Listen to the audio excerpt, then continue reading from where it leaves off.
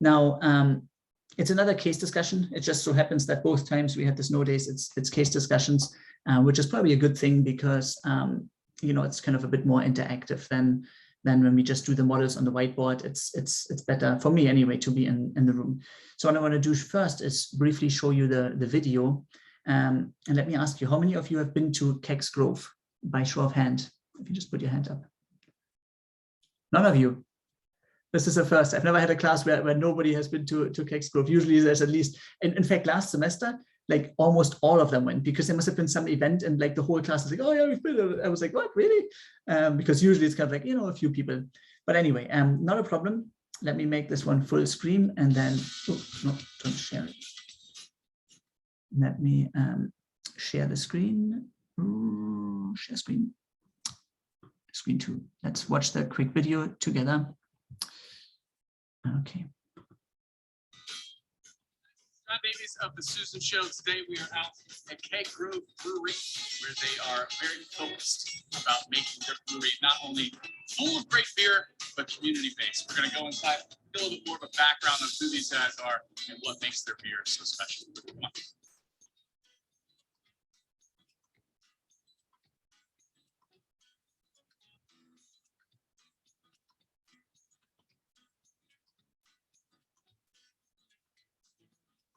It was about 9 or 10 years ago. My wife and I were hanging out one day, and I told her, "Hey, I think I want to brew beer." And in a moment of weakness, she said, "Okay." So I disappeared, and I clicked the buttons I already had saved on my computer to order all the stuff I needed. And later on that night, she said, "You're not really going to do it, are you?" I already ordered it. It's happening. So I mean, I just started messing around and brewing different things, and eventually, you know, being a part of this community is important to us, and you know, supporting local businesses is important. And Brian Ballard had a hot shop at that time, it's downtown Bloomington, and I went in there and I started, you know, frequenting, and I leave with way too much stuff. And one day he was like, "Dude, this is crazy. You just need to go home because there's two different kinds of home brewing. You do extract or whole grain, and told me, you know, listen, just go all grain. Just do it. Fine. It's goofy what you're doing, basically." And I went back and forth quite a few times. And the one thing that was important to me, as I had already worked with a couple of friends, was I wanted to do it so that we created the recipes. So and then from there, more and more of my neighbors and friends kind of joined in the group. And we were brewing at a crazy pace, just always trying something new, trying to keep the kegerators full for parties, you know, keep our friends happy. And, you know, when you're giving people free beer, you have lots of people saying, "Hey, this is the best ever. You got to totally open a brewery." Yes, we're giving you free beer, right? And, you know, it just kept going and we kept spreading. And more people tried it. And we were getting some seriously good feedback. And a few people really believed in us, and we were like, all right, well, maybe this can really happen. And, probably not. Okay. I mean, I don't know what I ever envisioned. I mean, it's just like, I guess you always envision the biggest and the best. Like, I mean, one of my holy grail breweries is Revolution Brewing up in Chicago. Their tap room is gorgeous. Their beers I love their beers. And there's many other breweries I love, but you know, that was just one that from the day I first walked in their door, I was like, wow. Now we are nothing like them. Sure. From beers to ambiance to the building to everything, we're nothing like them at all. But I don't know if there's ever one vision. It was just finding the right vision. I mean, the hopes and the dreams are to keep up. I mean, right now that's where it's at. I mean, day one, my goal was to not run out of beer. I succeeded. We went from 8 taps to 10 taps. That's a success. Thanks to the new law that just passed, we have guest tap now, which is fantastic. We hope to be able to have a cider in the future when we can work with the city to change that a little bit. 5 years, 10 years, just keeping up with demand. I mean, really, we want to create a demand and keep up with that demand. That's the biggest thing. I mean, hopefully it can go bigger and better, but I mean, you don't want to get too big that you can't handle it. None of us that are involved are spring chickens per se. You know, we're all older, we all have kids, you know, our families are a part of this community. And from day one, community was important to us. You know, we didn't just want to be a business. We wanted to be a business that made a difference if we could. And you can't always be the best, but I mean, you try to do everything you can. And from day one, when we said we were coming out, we tried to volunteer at different organizations, functions. We tried to give as much as we could, but we didn't have the money necessarily. Even right now, I mean, we're 3.5 months old. A financial donation is difficult at this time. I mean, we're still getting our feet under us, but we're always happy to give our time and our resources. So one thing we came up with was for the first month we were open, we actually recruited as many friends and helpers as we could to run our tap room, and we gave 100% tips to charities. Yeah. Zero worker for the first month made any salary, any wage, anything, and 100% of all tips were donated to charities. Anything we can do anytime, we're happy to, but unfortunately we can't do everything. If you want to email us, you can always email us at kgbc@keggrovebrewingcompany.com. And our website, which is Keg. Okay, this is just advertisement now. Right, so let me close that. Yeah, let me share I mean, you've got it obviously on the Reginet site, but as always, I'll share the case and the questions, which for some reason I'm just realizing the questions are in PDF format rather than Word format. Oh well. Anyhow, let's get started. I've got them up here. So what market need does Keg Grove fulfill? What do you think?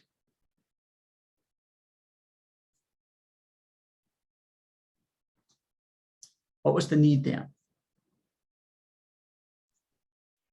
I wouldn't say that they necessarily performed a need, but more of a want or a desire for local beers, local craft beers.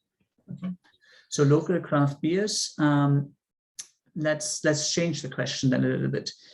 How many local craft breweries have been around already in the area? What are you familiar with? I think they said there's 3 others. Sorry, there was 2 people. Nick, you said 3 others, and was it Lydia who also unmuted herself? Yeah, I was just gonna say I know Distill is another brewery. Yeah, sorry. Distill has got probably the biggest brewery here in town. Then there's 2 others. We've got, what are they called? Little Beavers is one of them. Little Beavers, yeah. And then we've been to all of those. We haven't been to the last one. There's one White something. White Oak. White Oak, that's it. Yeah, which is supposed to be really good. I don't know why we haven't been. I mean, I guess it's because of the kids. It's kind of difficult. So those are the ones that had been around already by the time that Jeff was thinking about opening his own, business. So you could argue that there wasn't necessarily a need for it, right? And there were already several of the small breweries around there. But the question then is, what in the market did he kind of find for himself as a niche to target? So what is he doing differently? What did he see in the marketplace where he could say, okay, I'm going to tap into that? What do you think compared to the other ones in town? I think one big one for him is the location. All of those other breweries are all in the surrounding of Bloomington area on the outskirts of town, and they're literally right in the middle, and they're the only one that's right in the middle. Yeah, huge difference. You can go there directly from the Constitution Trail, like you literally are cycling by it. It's so easy to get from anywhere in town. Yeah. Justin, did you want to say something in addition to that? Yeah, I can't speak for White Oak or the Little Beaver Company, but I know Distill also has food and is a restaurant. So he said he wanted to focus more on like having food trucks coming in so that other businesses could benefit from his business and they could focus more on the brewing side of it. Absolutely, yeah. So when you saw in the video towards the end, he was talking about community, so bringing these other food trucks in, giving them a chance to make some money and, himself to kind of connect with them. That's definitely also a difference here, because there are people out there who really value that, that maybe not you as a customer, you all said you haven't been yet, but there's definitely a group of customers who really support that sort of thing. Yeah, okay. So the question, and again, I apologize that it's a question that always pops up, but it is very important to kind of wrap your head around that whole idea. Who are his target customers? What do you think? I would say people in the Bloomington Normal area, probably men more typically, but couples as well. And I'd say like the 30 to like 55 range. Okay, Because he so said it's not really like a bar. okay, so we have location, Bloomington and surrounding. You said age 35 to, what did you say? I said like 30 to like 60 or so. 30 to 60. That's kind of broad at the moment. Okay. And you said man, but also families. Okay, Lydia, I think you were also trying to say something. Is that right? Yeah, I was just gonna say people like obviously of the legal drinking age too, just like the older crowd of over 21. Okay, yeah, that's always a funny one here in the US where your drinking age is so old. In Germany, 16, you know, here it's 21. It's like, why is that? It's so weird. But anyway, yeah, so it is the legal drinking age. They probably wouldn't serve you. I think I was probably carded when we went, despite probably not looking 21 anymore. Not a spring chicken anymore. Okay, so how else? What would you say in terms of, because location, Judith said, you know, the Bloomington area. Are there any opposing opinions on that? Yeah, I was gonna say, I know when they were opening that there were a lot of complaints about them opening in that area because it's a very established area. It's also, that area is right by Wesleyan.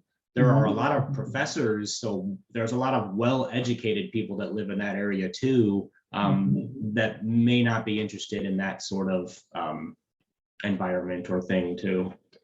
Interesting. Okay, so there may be an argument to be made that it's not the you know, direct surrounding there. Any other opinions there on in terms of the location or from where they might try to get people to come in from? Well, I was gonna say it's not more like of a like crazy type of bar. It's more of a chill type of bar. So with that noise complaint, Okay. it's like more chill. Okay, yeah. So in terms of when you're trying to put a psychological spin on it, not just, you know, the sort of demographics, it will be people who like that relaxed atmosphere of hanging out and all that. That applies probably to most people who go to craft breweries, but for this one quite especially, I would agree absolutely, yes. I was wondering, or I was trying to get you at thinking about, I'm not saying it's right or wrong, just to think about, what about people who travel to experience different breweries? What are your thoughts on that? Like craft brewery tourism. Do you think that's likely in this case or unlikely? I think it's definitely possible, but I wouldn't see that as like your like sole customers you're trying to get after. I'd say that's more like on the edge. Yep, good point. I would agree with that. When it comes to the limited, you know, funding that you have, you probably wouldn't spend that like advertising all over the place, hoping that people will travel to you for that. Yeah, Nick. I was gonna say, I do think that if you are like doing that, like if you're going to different towns and trying to find like a good tap room, you're gonna go to the Keg Grove, not to Little Beavers or Distill, because those are like bigger places. So you'd rather go to like the smaller place that has like the better beer. If you're gonna like go around. How can you make that viable? Again, knowing that for most small businesses, and he said it as well, especially towards the start, cash is limited, right? How can you try and make it happen that you get tourists from, you know, other states, or at least let's say Chicago or something like that, to come to your place? How can you make that financially viable? Any ideas? I would think you could advertise on. You could talk to like tourist. other, you could like get in touch. Sorry, I think there was a bit of a delay, Nick. Paul, you go first, and then Nick, you can go second, okay? There was just a bit of a delay there. You could advertise with like different tourist websites, things like that. Like my wife and I went up to Wisconsin this last summer. We didn't know anything about the area, but that we were going to, but we got on like their local tourist, you know, website to see what breweries, what different kinds of things were happening up there that we could go visit, things like that.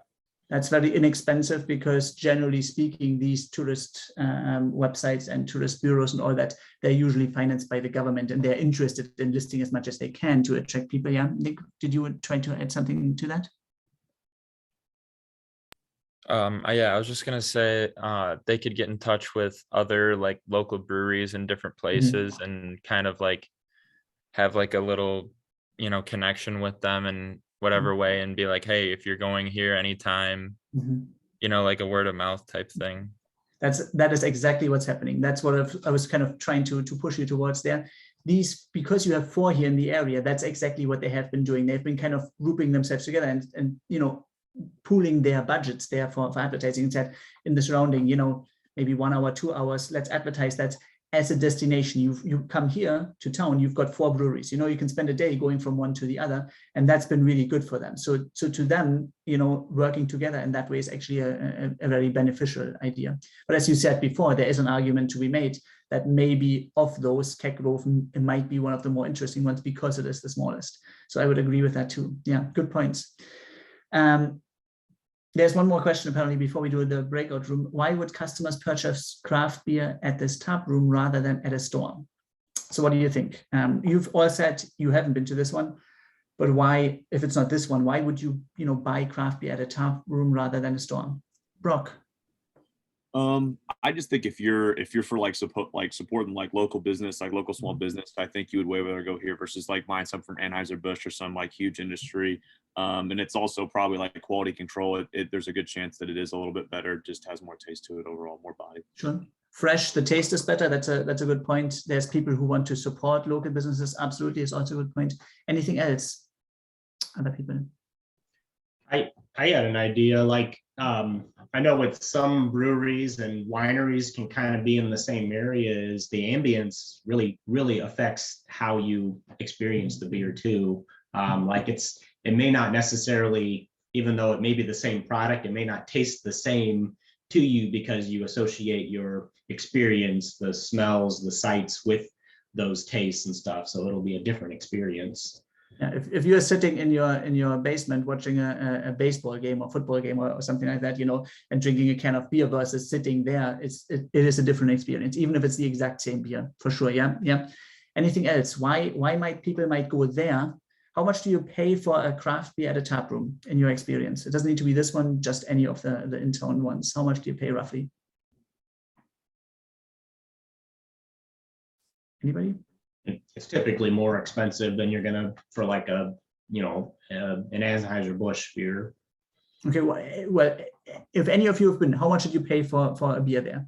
Does anybody, again, doesn't need to be this one, any of the local breweries?